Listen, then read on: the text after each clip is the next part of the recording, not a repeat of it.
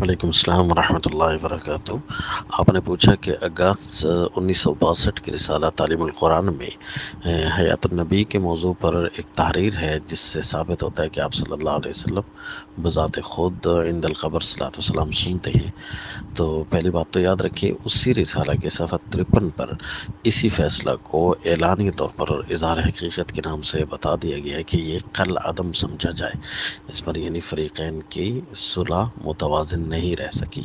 تو یاد رکھیے، یہ تحریر کیا معرض وجود میں آئی بھی صحیح، حضرت نے خود لکھی یا حضرت کو کسی نے لکھ کر دی اور حضرت نے اعتماداً رکھ لی؟ تو اس سلسلے میں ایک انتہائی اہم بات یاد رکھیں کہ حضرت شیخ القرآن مولانا غلام اللہ خان رحمہ اللہ کی اپنی ایک زیر دستخطی ایک تقریر ہے، کتاب حضرت نیلوی رحمہ اللہ کی ہے، رد منکرات۔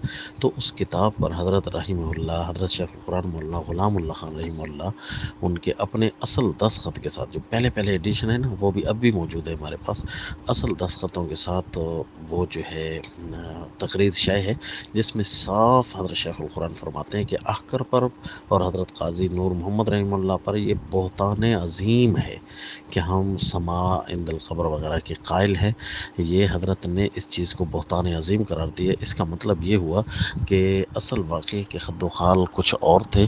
حضرت دارالعلوم دیوبند رحمہ اللہ کے جو محتمم ہیں، محتمم دارالعلوم دیوبند رحمہ اللہ، ان سے اصل میں کوئی دھوکہ دے کر ان کو پیش کیا گیا، جس کا ذکر خود عینی شاہد حضرت شیخ القرآن مولانا غلام اللہ خان رحمہ اللہ ہے۔ وہ فرماتے ہیں کہ حضرت کو دھوکہ دے کر ایسی بات ان سے کروائی گئی ہے اور یہ ہم پر بہتان عظیم ہے۔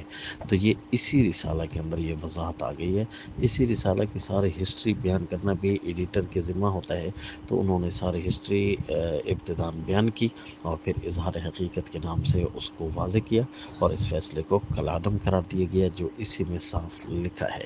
اور عینی شاہد جو ہوتے ہیں، وہ چونکہ کاروائی ساری قلم بند کرتے ہیں، اور پھر جن کے ساتھ ہو رہا ہے معاملہ حضرت شیخ القرآن مولانا غلام اللہ خان رحمہ اللہ، تو وہ صاف بتا رہے ہیں کہ یہ ہم پر بھی بہتان ہے، اور حضرت محتمم دارالعلوم دیوبند رحمہ اللہ، ان کو بھی دھوکہ دیا گیا ہے۔ اور یہ تقریر آپ کی رد منکرات کتاب جو حضرت نیلوی رحمہ اللہ کی ہے، اس کے اوپر شائع ہے۔